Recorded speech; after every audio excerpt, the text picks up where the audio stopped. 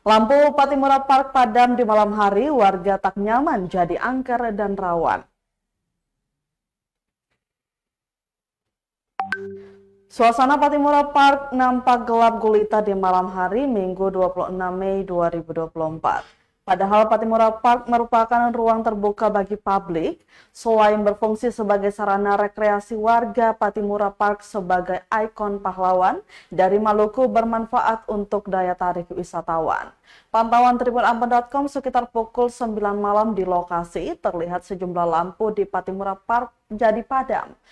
Bahkan lampu yang menyorot patung Thomas Matulesi pun tidak dinyalakan. Padahal setiap tanggal 15 Mei diperingati sebagai Hari Pattimura. Salah seorang warga, Agus, saat ditemui tribunambon.com Minggu malam, mengaku suasana di Pattimura Park sangat angker.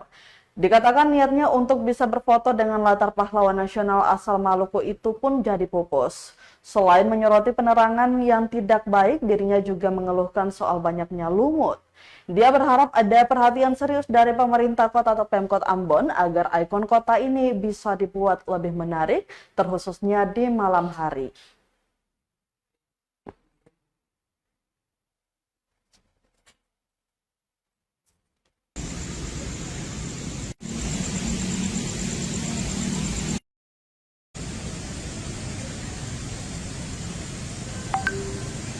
Download Tribun X sekarang, menghadirkan lokal menjadi Indonesia.